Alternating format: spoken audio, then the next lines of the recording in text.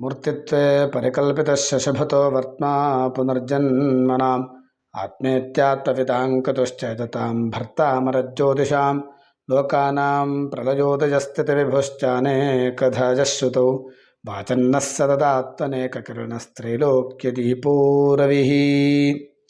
ನಮಸ್ಕಾರ.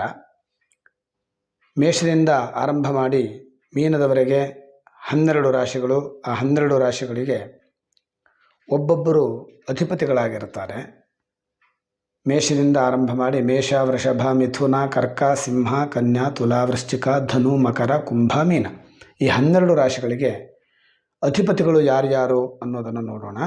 ಸಿಂಹಸ್ಯಾಧಿಪತಿ ಸೂರ್ಯ, ಕರ್ಕಟಸ್ಯ ನಿಶಾಕರ, ಮೇಷವೃಶ್ಚಿಕಯೋರ್ಭೌಮಃ, ಕನ್ಯಾ ಮಿಥುನಯೋರ್ಬುಧ, ಧನುರ್ಮೀನದ್ವಯೋರ್ಮಂತ್ರಿ, ತುಲಾವೃಷಭಯೋರ್ಭೃಗುಃ, ಮಕರೆ ಕುಂಭರಾಶೌ ಚ ನಾಯಕಃ ಸೂರ್ಯನಂದನಃ ಅಂತ.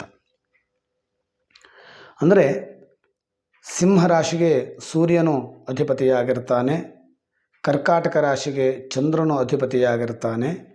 ಸಿಂಹಸ್ಯಾಧಿಪತಿ ಸೂರ್ಯ, ಕರ್ಕಟಸ್ಯ ನಿಶಾಕರ. ಆಮೇಲೆ ಮೇಷವೃಶ್ಚಿಕಯೋರ್ಭೌಮಃ, ಮೇಷ ಮತ್ತು ವೃಶ್ಚಿಕ ರಾಶಿಗಳಿಗೆ ಅಂಗಾರಕನು ಅಧಿಪತಿಯಾಗಿರ್ತಾನೆ. ಕನ್ಯಾ ಮಿಥುನಯೋರ್ಬುಧ, ಕನ್ಯಾ ಮತ್ತು ಮಿಥುನ ರಾಶಿಗಳಿಗೆ ಬುಧಗ್ರಹನು ಅಧಿಪತಿಯಾಗಿರ್ತಾನೆ. ಧನುರ್ಮೀನದ್ವಯೋರ್ಮಂತ್ರಿ, ತುಲಾ ವೃಷಭಯೋರ್ಭೃಗು. ಧನು ಮತ್ತು ಮೀನರಾಶಿಗಳಿಗೆ ಗುರುವು ಅಧಿಪತಿಯಾಗಿರ್ತಾನೆ. ತುಲಾ ಮತ್ತು ವೃಷಭ ರಾಶಿಗಳಿಗೆ ಶುಕ್ರನು ಅಧಿಪತಿಯಾಗಿರ್ತಾನೆ. ಮಕರೆ ಕುಂಭರಾಶೌ ಚ ನಾಯಕ ಸೂರ್ಯನಂದನಃ. ಮಕರ ಮತ್ತು ಕುಂಭರಾಶಿಗಳಿಗೆ ಶನಿಯು ಅಧಿಪತಿಯಾಗಿರ್ತಾನೆ. ಹೀಗೆ ಆಯಾ ಗ್ರಹಗಳು ಆಯಾ ರಾಶಿಗಳಿಗೆ ಅಧಿಪತಿಯಾಗಿರ್ತಾರೆ. ನಮಸ್ಕಾರ.